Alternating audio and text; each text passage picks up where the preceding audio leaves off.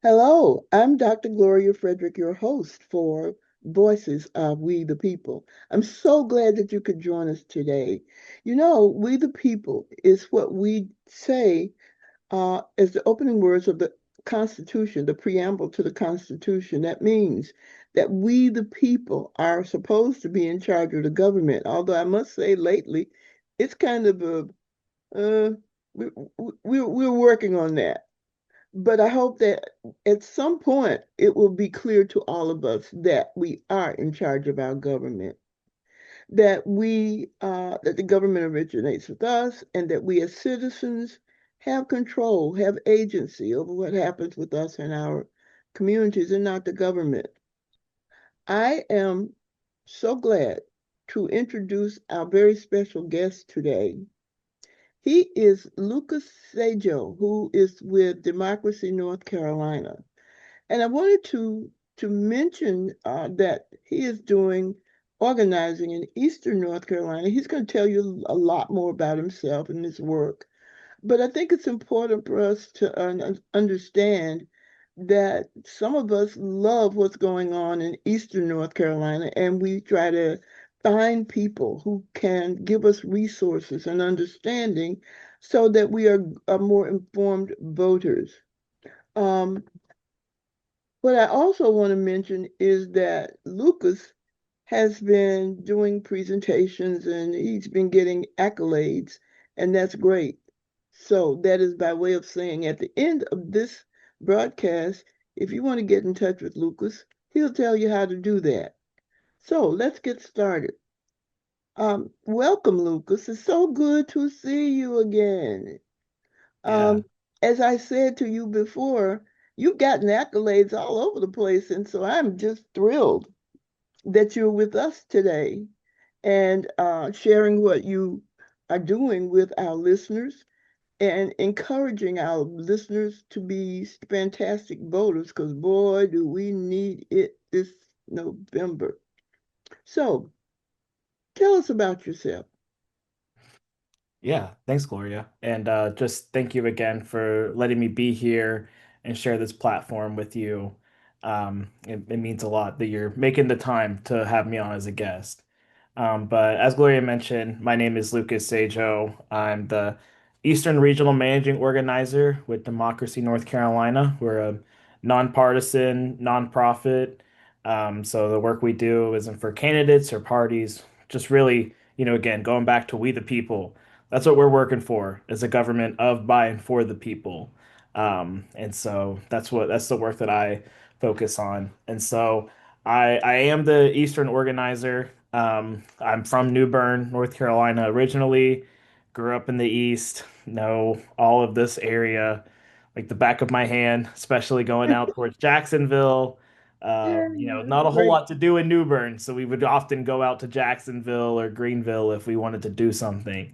So spent a lot of time in areas all across the eastern part of the state and definitely have a strong affinity for it. But I got my start in organizing and advocacy work within the agriculture field. Um, and so I began doing work there, especially around SNAP benefits and advocacy for BIPOC farmers. And it was kind of just a natural evolution from there that my focus turned heavily into voting rights, and just seeing how the until we get fully engaged with the democratic process, and are engaging with all of the different governmental bodies, we're not going to be able to fully have our needs met across any issues that we are facing. So that was really my launch into voting rights work, into civic engagement and education work.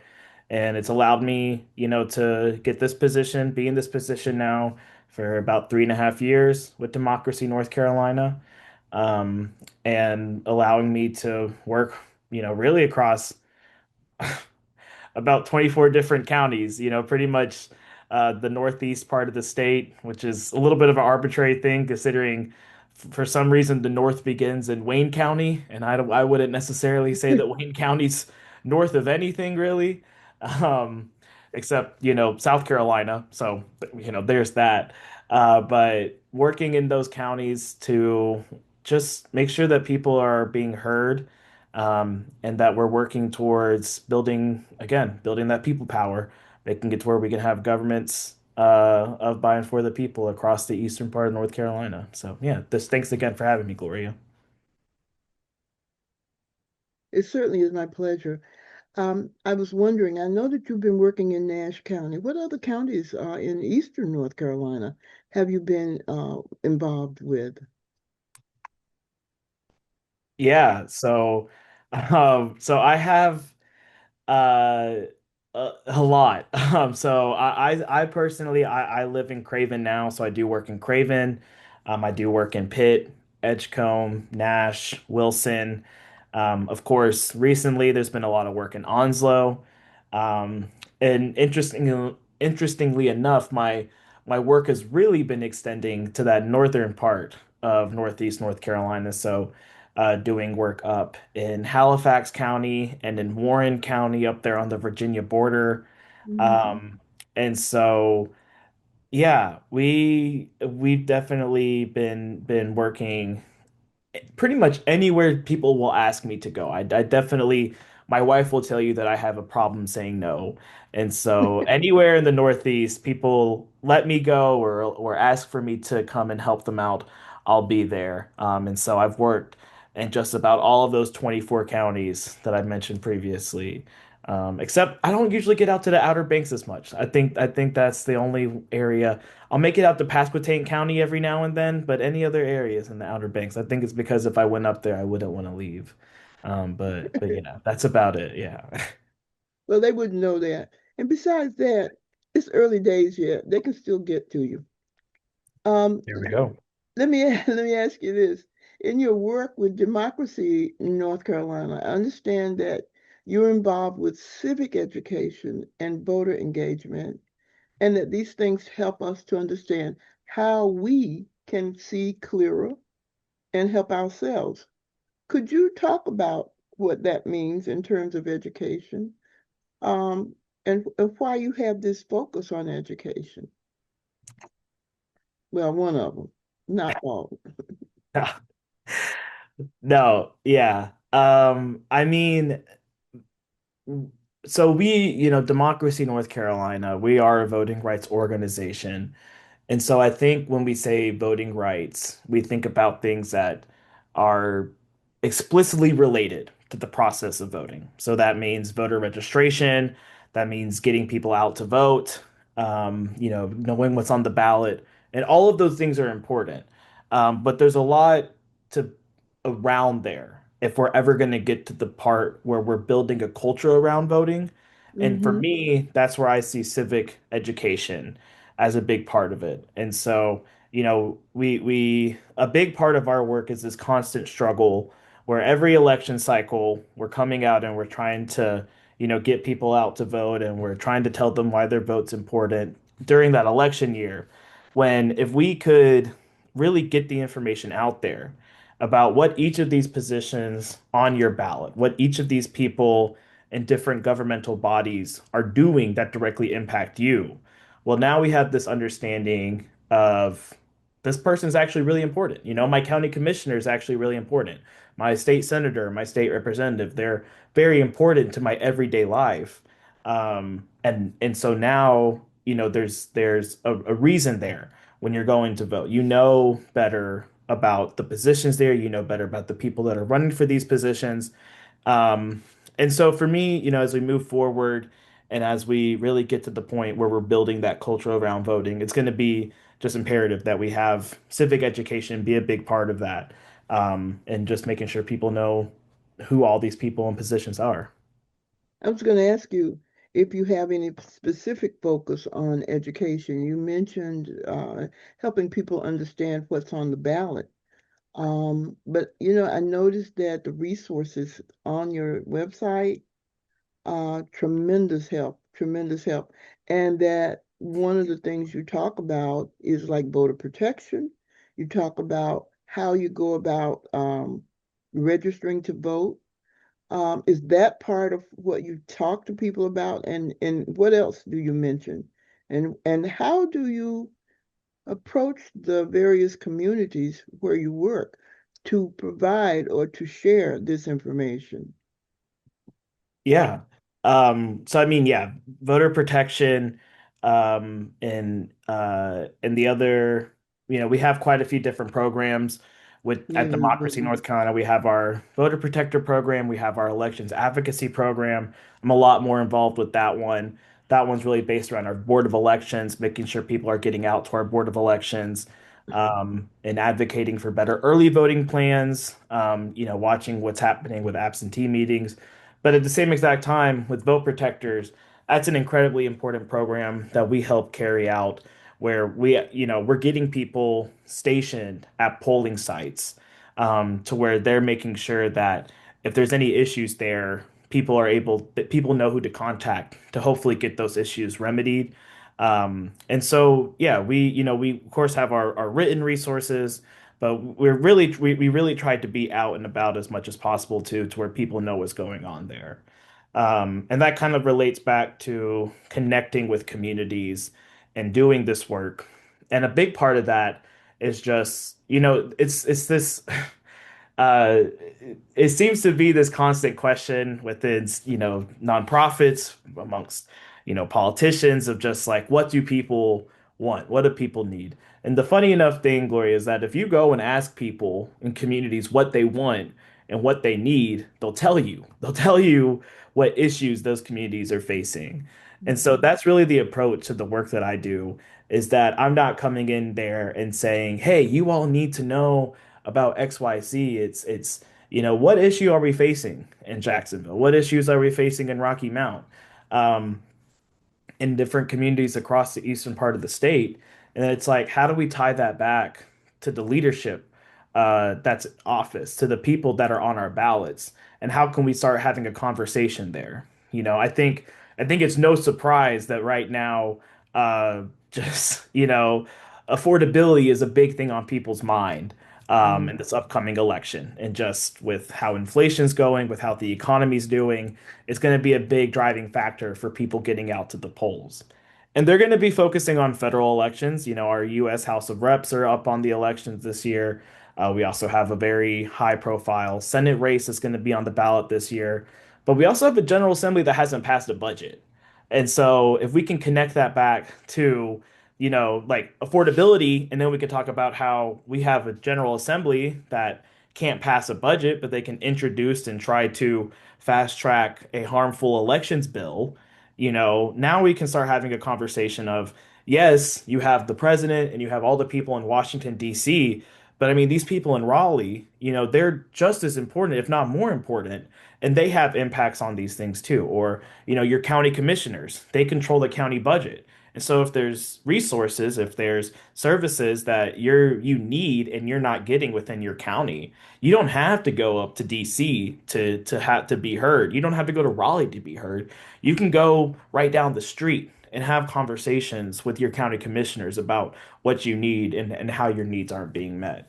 And so that's the approach, is making it relatable and just making it accessible, kind of demystifying these positions and letting people know that our elected officials, our representatives, they're just people in our communities. They're if you could run into them at the grocery store, you could see them at Food Lion or anywhere else nearby. And so just kind of breaking that down, and letting people know that it's like, when you're hurting, when there's these issues, again, it's not hundreds of thousands miles away where this is happening. It's right down the road where people are making these yeah, decisions. yeah. One of the things I wanted to ask you to talk about really is this whole idea of how do you get a community to understand what the lack of a budget at the state level means, um, in terms of their day-to-day lives, because there probably is not that kind of connection between the state of North Carolina not having a budget and what the budget items would be if there were a budget that was passed and distribution was going out to all of the places where the budget designates it. So could you talk about that a little bit?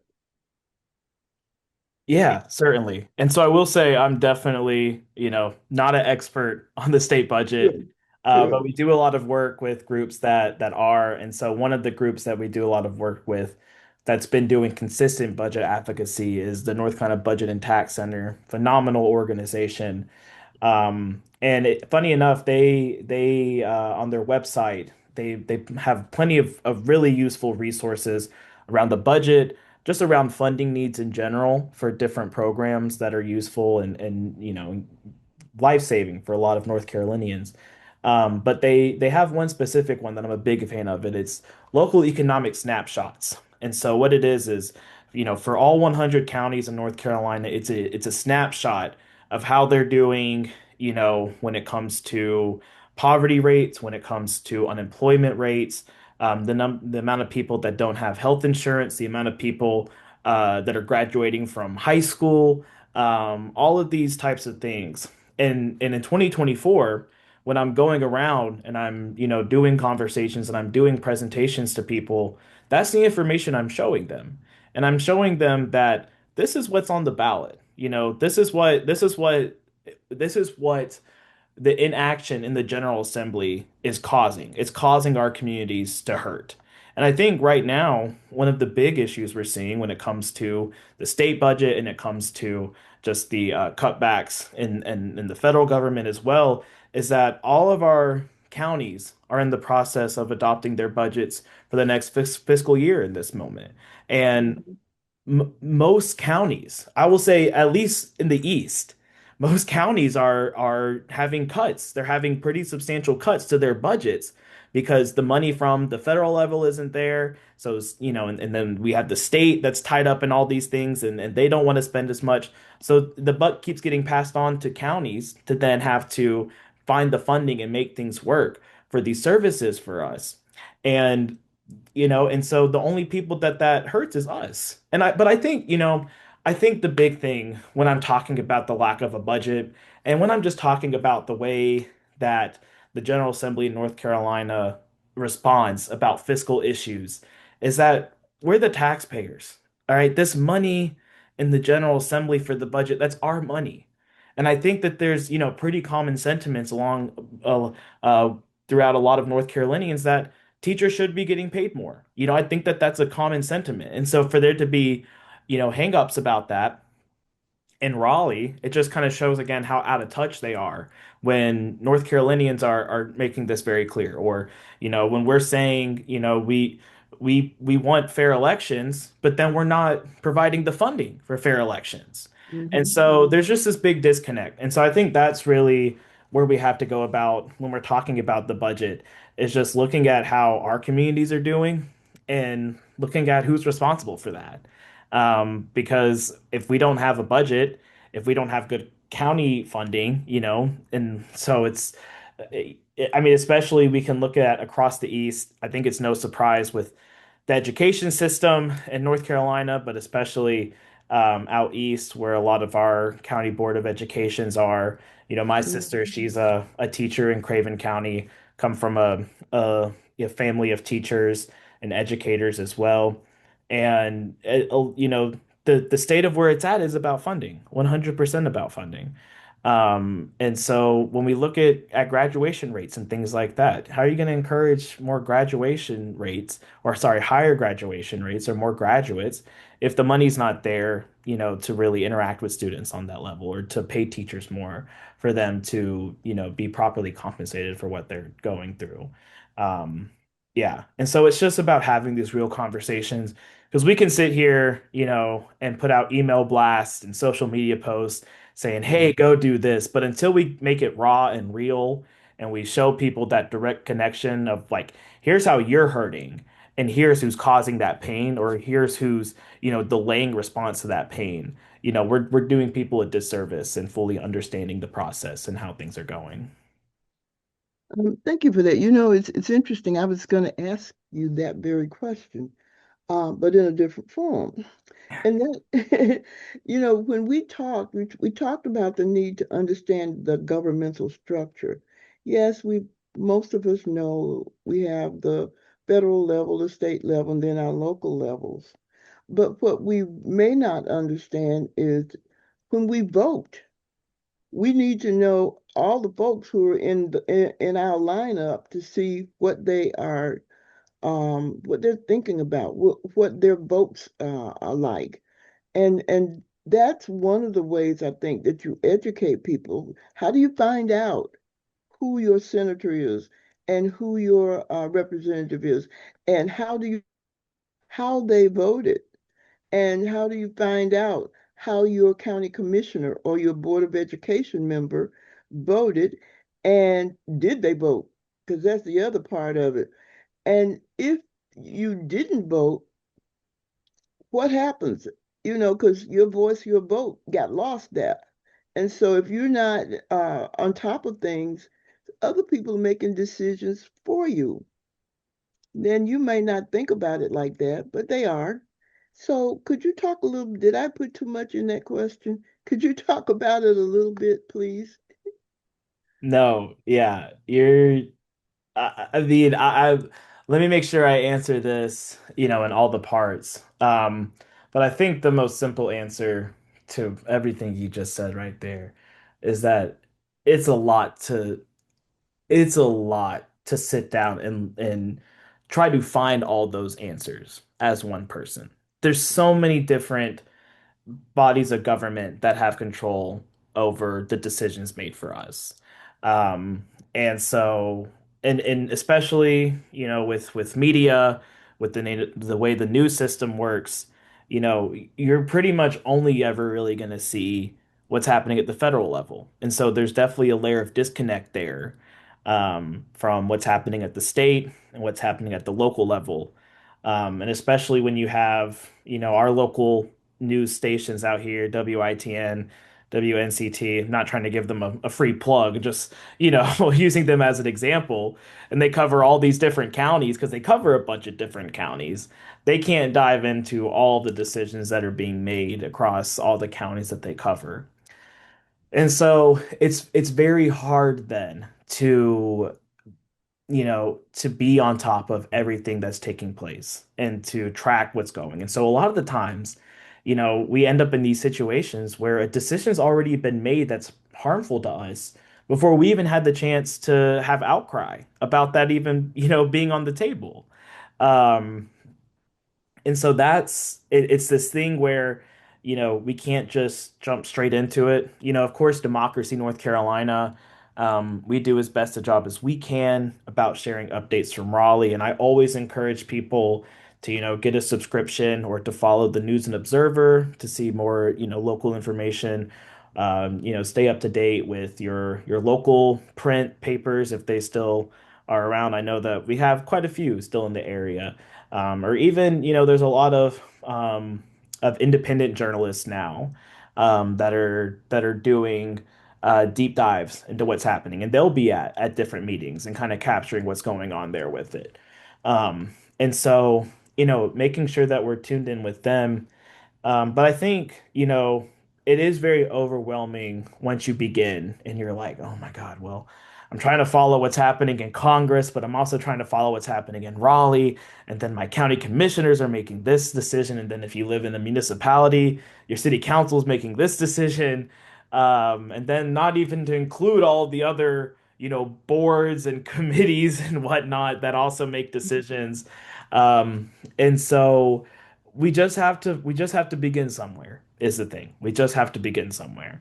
And I think And where that's is a that somewhere? Where is that somewhere where we begin? so yeah, and so I'll tell you, because again, with Democracy North Carolina, the place that we begin and the place that we encourage people to begin is your board of elections. That's where we encourage people to begin getting started. And then there's a lot of expansion from the board of elections, and again, so a lot of this that I'm going to be talking about this evening, it comes from an elections perspective just because that's what my background's in. But when we're talking with people and talking about how overwhelming everything is right now, it's like you just have to make a decision as to where to start. And so we talk about our board of elections. All 100 counties have a county board of elections. They're the ones that actually oversee the election process for each county. They count the ballots. they'll go through and they'll finalize the results for each county as well. So if you ever wondered who does that, it doesn't happen in Raleigh, it doesn't happen in DC, it happens in the county that you live in.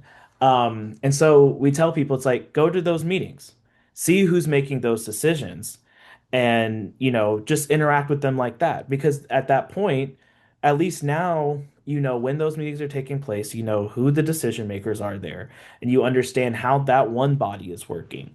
And then from there, we can, branch out. And so we also do uh, budget advocacy for county commissioners. And so that's a big thing we're doing right now, encouraging people to get out to county commissioner meetings.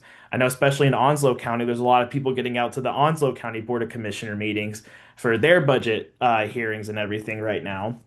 And so we start talking about the interrelationships between these different boards and bodies. And so now we're having a conversation about county commissioners, and it seems more accessible because we started with the Board of Elections. And so now we're seeing how those can relate. Or if we see a bill come down in the General Assembly that affects elections, it's like now we can directly have that conversation about the legislative process. Um, and so you don't have, I think the other thing is you don't have to be an expert on how all these things work. You really don't. If you want to get involved, if you want to know what's happening and you want to be informed, you don't have to understand how all of these decisions are going to have impacts or what that's going to look like, because that's where community conversation comes in. And that's kind of, the second half of our conversation about civic engagement. That's really where that comes into play at, is that as long as you're aware of who makes what decisions and who those people are that are making those decisions, that's the jumping off point for everything. You may not be able to make it to every county commissioner meeting. We're definitely not going to make it to a lot of the things that happen in the General Assembly. But if we know who those people are, and we have people that are tracking them, or we're trying to track them as best as possible, or you're plugged into Democracy NC or any other, like I mentioned, Budget and Tax Center earlier. So they're providing updates about the budget.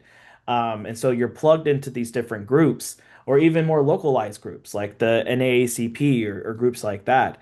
They can help keep you up to date as well. And then you know who to reach out to when we see these different issues pop up, because you understand who those power players are. Could you talk a little bit more about the work of the Board of Elections? Some people may not understand that um, when it's time for elections, for example, it's the Board of Elections that tells you, that has the website and such to tell you where your polling place is, for example, or that tells you who's on the ballot in your area. So could you talk about the work of the Board of Elections, because it's really important. And as you said, it's probably the simplest place to start uh, to get information about voting and about what you need to know about voting. I mean, they have the information about registration, for example. So could you talk about that a bit? Yeah, I'm more than happy to. Because it's a big, huge interest of mine, something I'm very passionate about with Board of Election advocacy. And it's especially something that we need to know about because of all of the false claims of election integrity issues, of fraud in our elections, all of these things that we've heard in the past, and especially we're gearing up to hear more of them in the upcoming election this year. And so understanding the election process is going to be vital to combat those false statements and all of that all of those things that are going to be coming out there to try to confuse people or to you know purposely lead them in the wrong direction. And so I think the big thing to understand first about our county board of elections is it's like I was just saying, is that they're the body that, when you go and you vote in Onslow County, your vote doesn't leave Onslow County. Your vote is you go, you cast your ballot at your polling location, runs through, and the group that is over there and they're tabulating that vote and they're tabulating all the votes for Onslow County is the Onslow County Board of Elections. Afterwards, when it comes down to certifying the votes and certifying all of the votes that were cast, the group that does that is the Onslow County Board of Elections. When you register to vote and you're put on the voter registration rolls, guess who's the one who's overseeing the voter registration rolls? It's Onslow County or whatever county board of election for the county that you're in. And so when we say elections are local, I mean, we're being that's a very real statement. You know, if we're not sitting here to try to say something prophetic, we're telling you a fact. All elections are local because they happen and their decisions are made locally. You know, so it's like right now, um, North Carolina, we can have very expansive early voting plans. Early voting is an absolute gift in North Carolina for voters, something I cherish and a big fan of. And so the people that decide the early voting plans are our county board of elections. You know, that's the reason we see some counties have Sunday voting, some counties not have Sunday voting, some counties have one of the elections early voting site, some counties have, 20 early voting sites. It comes down to decisions made by the county board of elections. And so these are people within your county, within your community that have been appointed.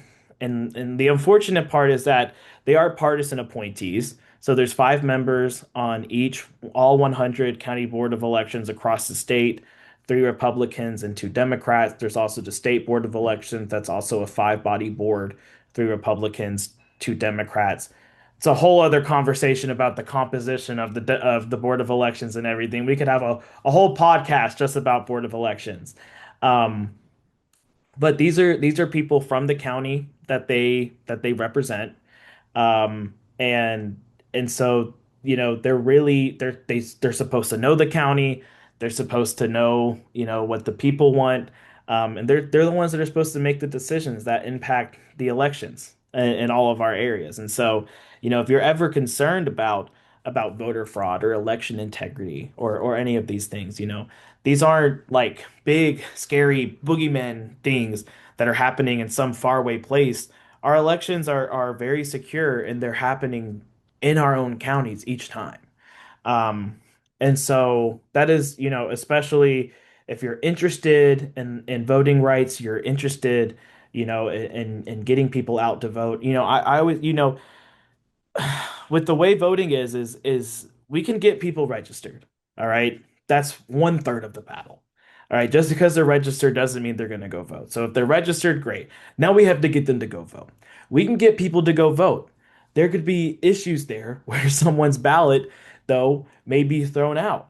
And so now we have to go to our Board of Election meetings too and ensure that all ballots that were cast and were properly cast are counted properly too.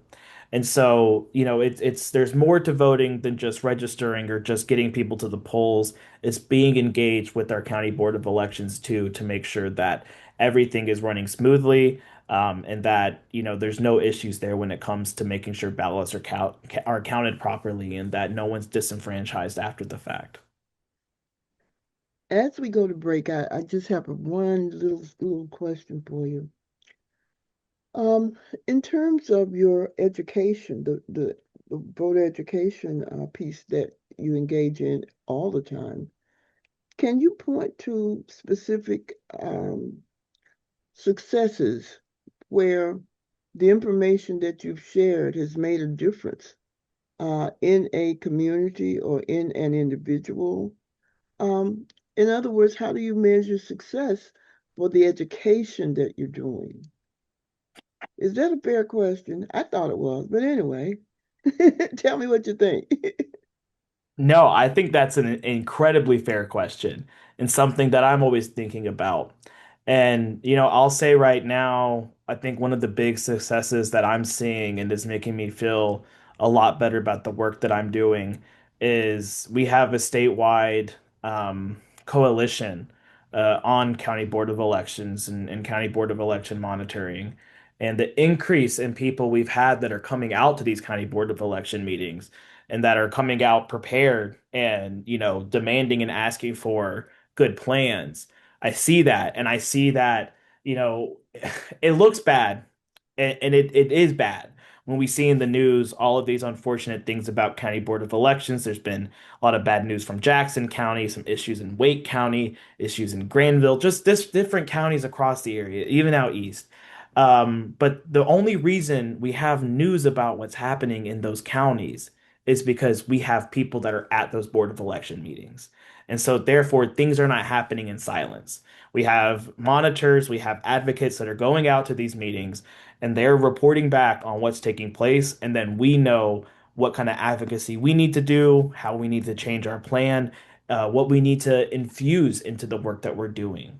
And so that's a win, even though, especially right now, wins may look a little bit different just with the Yeah. way that things are, but that's a Yeah. win in my book. Yeah.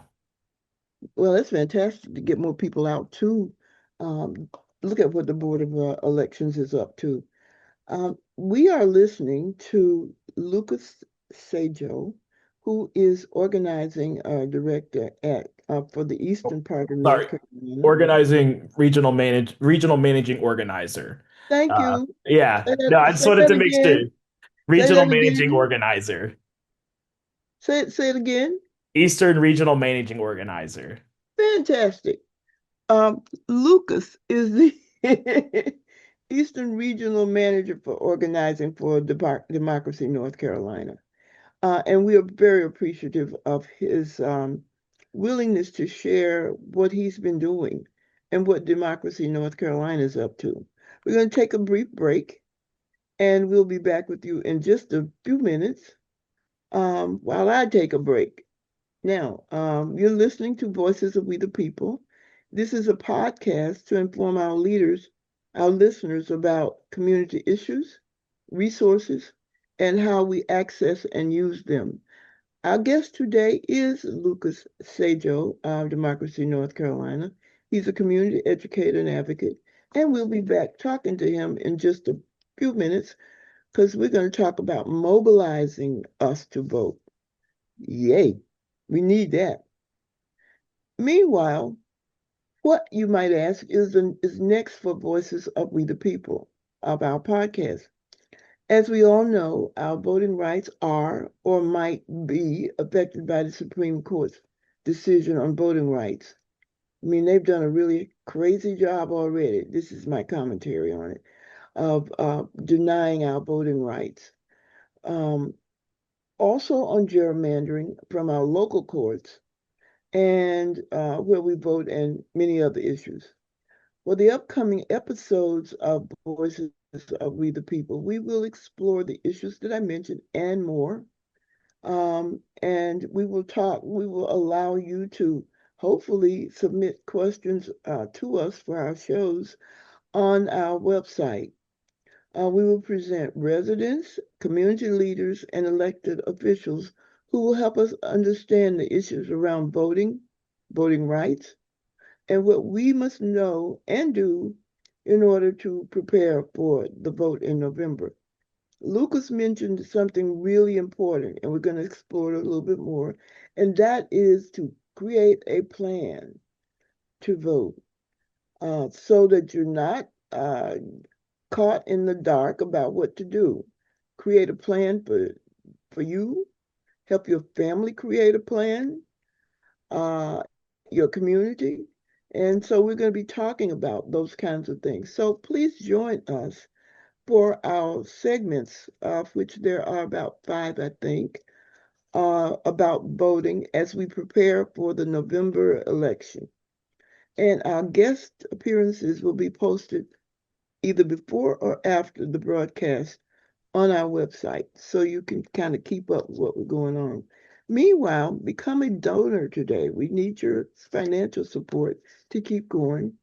And if you would like, you can also be a sponsor. Either of those things are possible. Go to our website, voiceofwethepeople.com for more information or call us at 252 424 0702. That's 252 424 0702. Let us hear from you soon.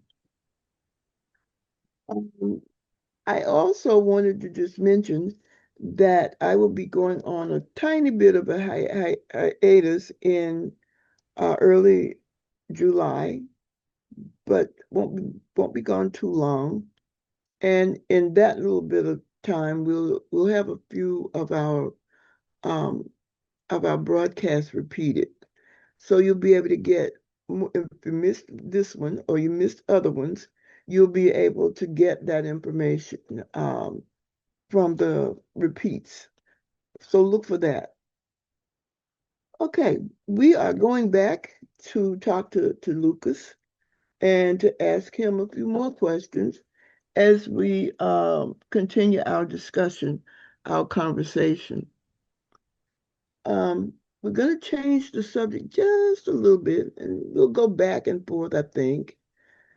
So we're going to talk about community engagement. We're going to talk about mobilizing our communities so that we can get out and vote and understand what we're voting about, and trying to get all of our neighbors, friends, folks we meet on the street, and encourage everybody to vote and then get out and vote. So Lucas is going to talk about mobilizing. And so I start with this question. We talk about trying to build relationships. So, Lucas, could you talk about what that means, the importance of building relationships as it pertains to mobilizing and as it pertains to continued voter education? Yeah, this is the crux of a lot of things with our work, Gloria. Um, we have a lot of communities that have a lot of distrust towards organizations, especially voting rights organizations, just due to the fact that you have many groups that will parachute into places, often, Black and brown communities across the East, during election years. And they'll come in and they'll, door knock and they'll make phone calls and they'll, register people and they'll do all these things, and they'll get what they need from the community, and they'll get the heck out of Dodge, and Yeah. and you won't see them again until the next major election happens. Hmm. And so that really burns a lot of people. And it really causes them to have this feeling of, why should I trust you when you're talking about voting, when the last guy who talked about voting, he only talked to me about voting because he wanted me to vote for him or voted for her or vote for whoever. Um, and so that's especially a big component of the work that I do as an organizer, and just the work that we do at Democracy North Carolina is relationship building, is letting people know, again, I said at the beginning, I'm from New Bern. All right. I have a strong affinity for the East. And the more I explore and the more I go places, that affinity only gets stronger. Um, and so when I go out and I'm in communities, I'm not in communities because of work, even though I work with Democracy North Carolina. I'm in these communities because what happens in Onslow County or Pitt County is going to be impactful as to what happens in Craven County. We're all connected in this way. Um, and a lot of the issues, there's a lot of differences across the East. Each town, each county has its little quirks and things that are going differently, but there's a lot of issues that of commonality across the counties in the East. I think there's a lot of similar struggles that are happening in this area. And also just rural organizing in general is completely different than anything you can do in Durham or anything you can do in Greensboro or Charlotte.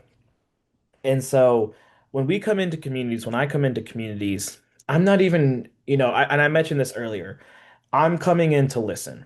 That is the beginning of the relationship, is to listen. Because again, I don't know what Jacksonville needs. But if I go to Jacksonville and I sit down with community leaders and then they tell me what Jacksonville needs, well, now I can take that back and be like, here's the resources we need, and we can help provide resources, and we can have a conversation about how we can help and how they can help with what we're doing. But we're building this relationship that's not based off of, that's not transactional, but one of really tight partnership where we're getting the work done, because we need people to vote in Onslow County. But at the exact same time, we need people in Onslow County to connect them with resources that they may need, or connect them with the information as to how we can fight for these resources. And so that's really what we're working for here. And that's how, community engagement and relationship building, it's a lot different, than just regular mobilization. Again, and it goes back to building this culture where people know that they can trust us because we're part of the community, because we're from this area, we know the region. And again, I want all of Eastern North Carolina to thrive because Eastern North Carolina is my home. Um, and so, yeah, that's how we're working there. And when there are those feelings of distrust, it's okay. They're totally warranted. We just kind of have to work backwards from there and make sure that we're building this relationship in a way where people know that we're different from anything they've experienced before. How do you build alliances?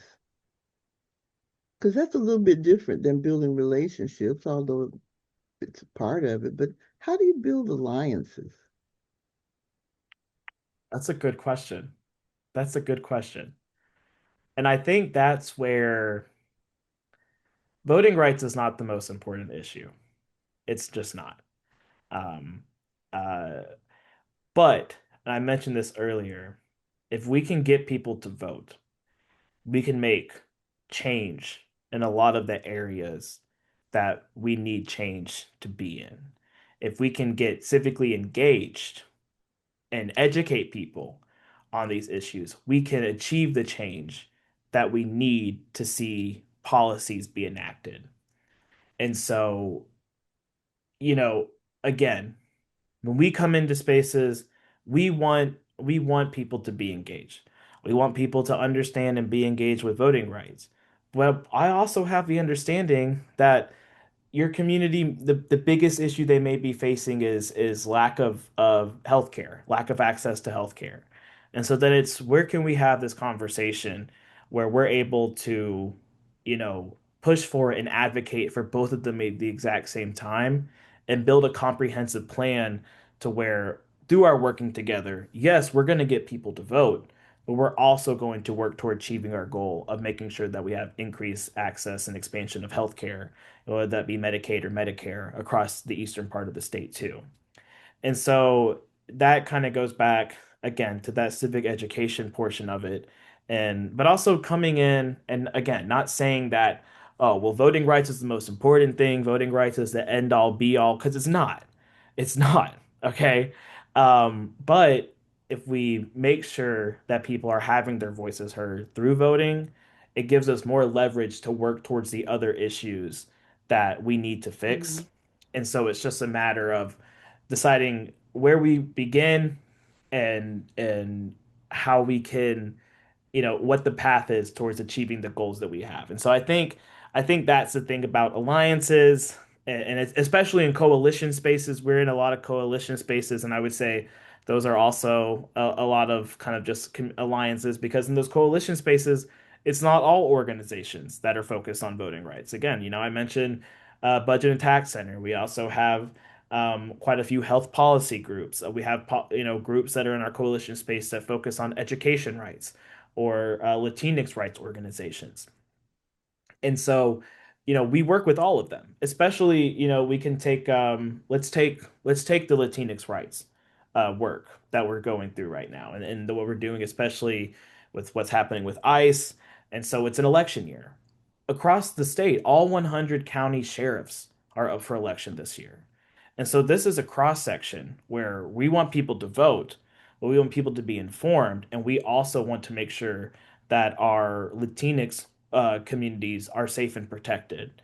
And with the way the legislation is written in North Carolina, our sheriffs play a big role in that when it comes to whether or not they're going to, bend the knee and say that we're going to work with ICE that's out here, terrorizing communities, or saying, no, we're going to protect all citizens of our counties across North Carolina.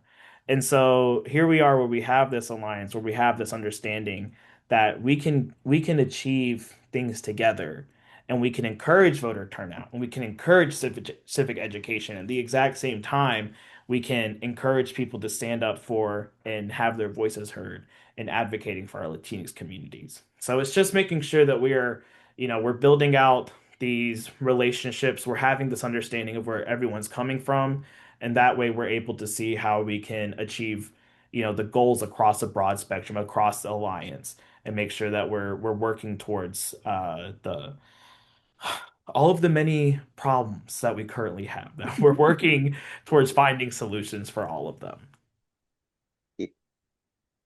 One of the things that I find most interesting and helpful about Democracy North Carolina, in addition to the wonderful people who are on their staff and who bring resources, is the website itself and the resources that are on the website. So I wonder if you could highlight a few of them to bring to everybody's attention how helpful the site is and how they can go to Democracy North Carolina and use those resources themselves. For example, I noticed that on the website you have a, a piece called What's on the Ballot, and it's quite detailed about what to expect when you're going to vote. So could you talk about some of the resources that you have on the Democracy North Carolina website? I'd be more than happy to. We have a world-class communications team at You Democracy North do. Carolina. You I do. cannot speak highly enough about them. Um, each and every one of them, and they do a phenomenal job in putting together our resources. And so, yeah, if I always encourage you, go play around with our website and you'll find some good stuff up there. But also, if you ever see any print resources that you would like to have physical copies of, can always reach out to me and I'd be happy to come and bring them, anywhere across the East. And if it's outside of the East, we can contact other organizers or get them shipped out to you as well. So, we'll make sure to share my contact information out to get in touch with me. But no, I would, the what's on the ballot one is phenomenal. Especially this year, we have federal elections that are important, but we have a lot of elections that are at the lower part of the ballot that are Hmm. honestly more important. And I'm actually going to highlight, two that are on the back. If you flip over the what's on the ballot, long sheet that we have up there, you get to the back side, you'll see the state court portion of it.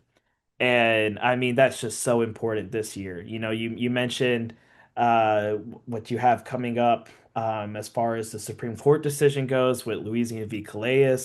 And we're actually in the process right now of putting together a statewide town hall tour to talk about that decision.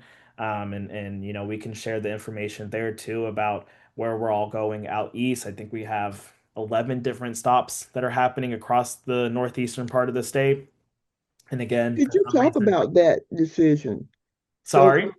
could you talk about the Calais decision so folks will know what we're talking about? Yeah, yeah. I appreciate you saying that because I have a problem where I just forget that, I do this all the time. And Yeah, so, yeah, yeah. yeah. But what I'm mentioning here is Louisiana v. Calais was a decision passed down by the Supreme Court of the United States at the end of April. It was a 6-3 decision. So six justices were in the majority and in the decision, and then three in the minority, along, party lines as to which president appointed those justices.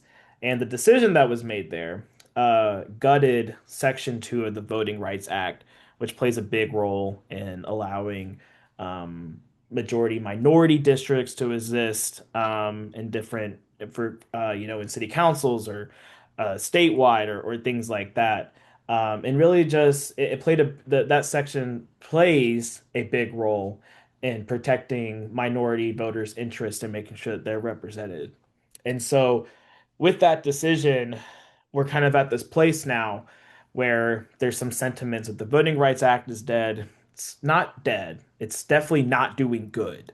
Um, and some other sentiments that kind of worry me because I mean, when we say the Voting Rights Act is dead, if I didn't know any better, I'd be like, well, what's the point of me voting then? If the thing that's supposed to help me protect my vote is gone. And so that's especially important when we're talking about our state courts because, some of the decisions, the previous Supreme Court decisions that laid the path for the Louisiana v. Calais decision, you know, they they came from cases that began in North Carolina. North Carolina has a long history of cases that have affected the Voting Rights Act that have paved the way for some very awful changes to take place. We have a very interesting history in all of that. And so, we want to be talking about our state courts because a path towards making sure that we have proper representation in our districts when it comes to the House of Reps or people in the General Assembly or City Council or things like that comes through, the state Supreme Court and hopefully overturning the decision that made partisan gerrymandering constitutional in North Carolina. And it comes through, making sure that we have a strong appellate court too that's going to represent, people across the state and are going to represent a diverse group of people at the same exact time. And so we're really trying to make sure that we're drawing attention to those state Supreme Court races, and those are included on the what's on the ballot. But it also just has a lot of, if you ever are looking, on the ballot this year is going to be your soil and water people. So it's like, what is that? Or I already mentioned sheriffs. Sheriffs are going to be incredibly important. To me this year, the two most important elections we're going to have are for our state courts and our sheriffs for reasons already mentioned about both of them. And so, it'll really that resource breaks down what those positions are. I will say, it won't necessarily say who those people are, but we will have another material that's coming out in just a couple of months that we're well known for. Um, it's our voter guide. And so, again, we're nonpartisan. We're not telling people who to vote for, but we will be releasing our voter guide, and that'll have a breakdown of who's actually running in each of these positions and what they stand for. That way, you can make that educated decision too. So, go ahead and look at the resource we have and get involved so you can see when that happens.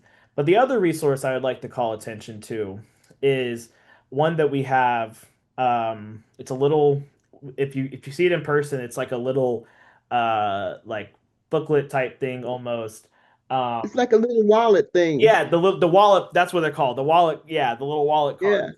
Yeah. And that has, I think it's like 10 steps for you to go through to make sure that you are ready to vote.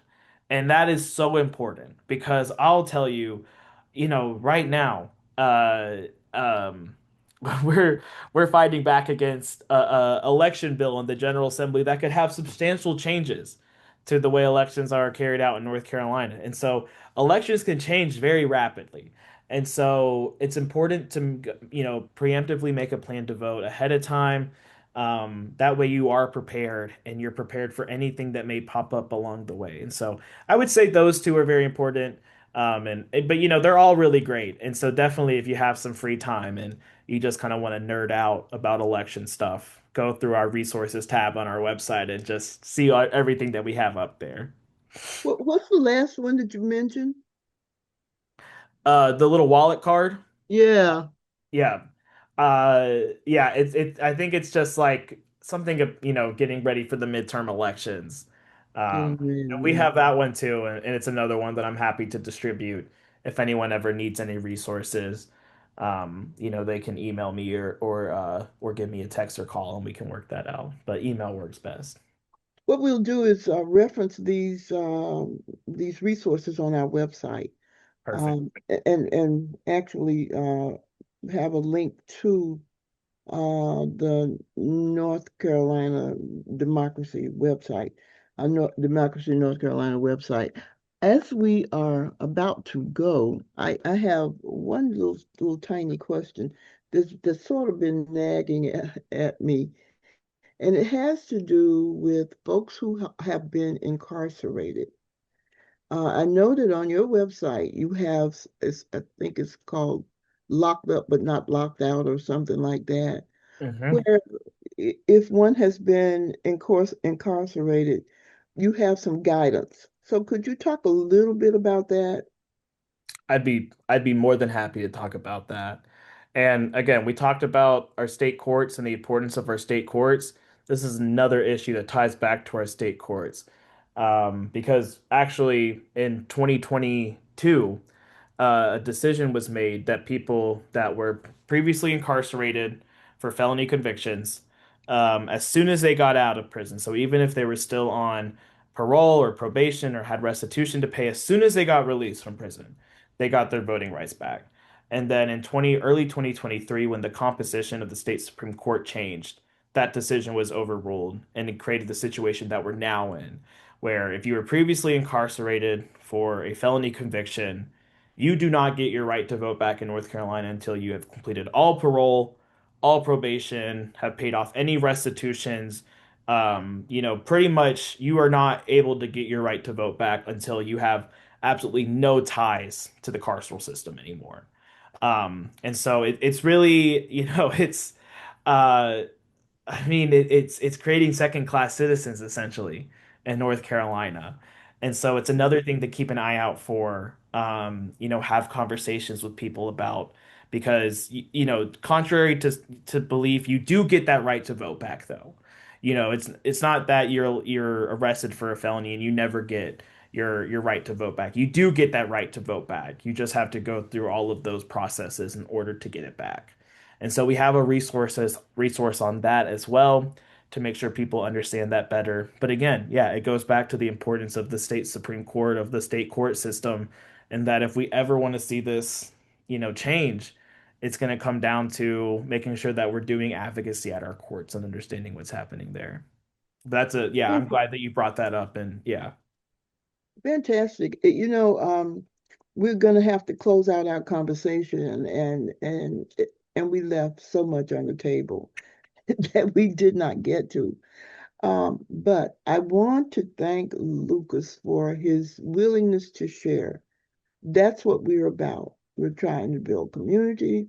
We're trying to help people understand what's involved with voting, and we're trying to help them gather together the resources that they need in order um, to vote, to build those alliances that Lucas mentioned, to create relationships. All those are really important for us as we prepare to vote, but also as we prepare for ourselves and to help us understand that we are not by ourselves.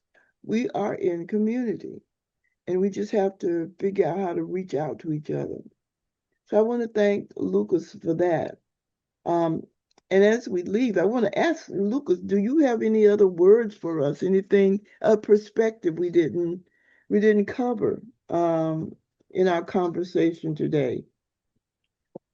Oh, I just want to begin by saying thank you, Gloria, for this opportunity. And just know I'm always happy to come back. If you ever want to alter the format of the podcast to where it's voices of We the People and Lucas, I'm happy to work that out with my schedule. But I think I would just really like to reiterate the point that there is a lot going on right now. It's incredibly overwhelming. And so I think it's just a matter of jumping in, finding a place to jump in at. And again, it doesn't have to be Board of Elections. I'm happy to help you find whatever that is. If your heart lies with county commissioners or with city council or with Board of Education or any of these things, I'm happy to work with you to find that. But just don't be paralyzed by by those feelings of being overwhelmed by what's happening. Just jump in, find that entry point, and just know that wherever you start, you are making a difference and you're doing something that's going to better yourself and your community. So I just wanted Absolutely. to end with that, and let's make sure that we're voting. Let's make sure we're voting, but let's make sure that we're holding all these people accountable after we vote too. Absolutely. Absolutely. How can our listeners reach you? So you can always email me at lucas@democracync.org. So that's LUCAS at DEMOCRACYNC.org. That's probably going to be the best way to get to me.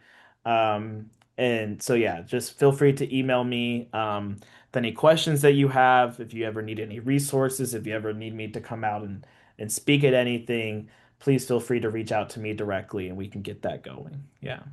That's fantastic. And again, I want to thank you for your willingness to share so much information.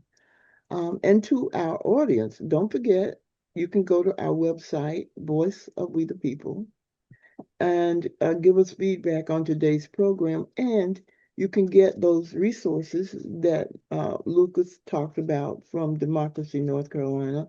It'll take us a couple of days to put it up, but we will put it up. Um, our this podcast is broadcast about a week later, but you'll be able to see it through 810 Studios. And if you want to support our work, you can donate or you can be a sponsor. You can see our website for that or call 252-424-0702. And I want to leave with you a couple of thoughts. One is Rosa Parks. I always am inspired by Rosa Parks and her belief that what she says is, I had no idea that history was being made. I was just tired of giving up. And I think that we have to understand that we're going to make history because we're tired. We're tired of giving up. We're not going back. I want to give a special shout out to our podcast team, Tamika Robinson of 810 Studios, who is our podcast manager and director of awesomeness, and James Frederick, who is all things technical. Um, and and you, our listener, we're grateful that you keep coming back. We appreciate that. One other thought to leave with you, and it's about the fierce urgency of now. In his Have a Dream speech, Dr. King gave us an immediate call to action, which we cannot ignore.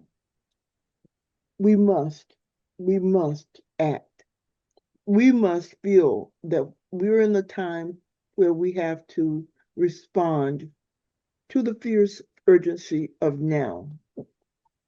Again, thank you so much for joining us. This is Dr. Gloria Frederick, your host for Voices of We the People, and see you next time.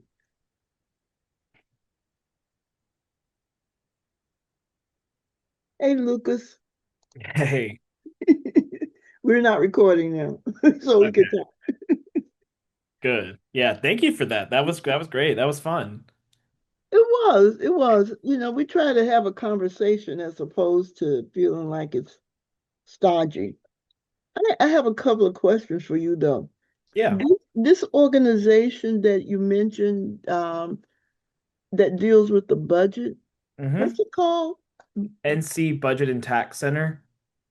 NC Budget and Tax Center. Because I want to follow up on that.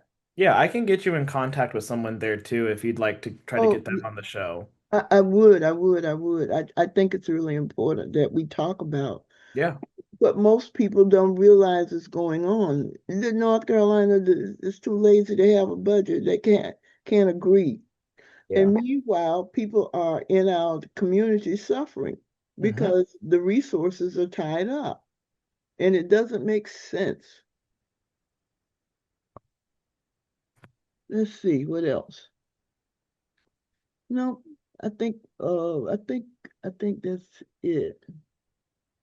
I just wanted And to make I'll get that contact over to you for immigration advocacy tomorrow. Okay. Oh, that would be great. That would be really terrific.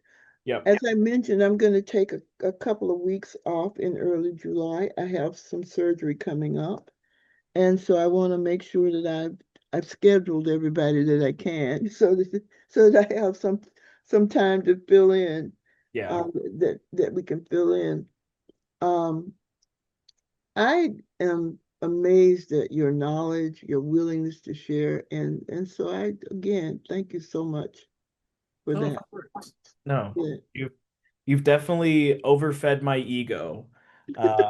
But no, I appreciate what you're doing, and I appreciate, just you're making these connections that are so helpful. And so, seriously, it's fantastic. And I really appreciate just the opportunity and the opportunity to get to know you too. I'm always here for anything. So it doesn't end after this. So whatever I can do. We Yeah. really appreciate that. I have to say,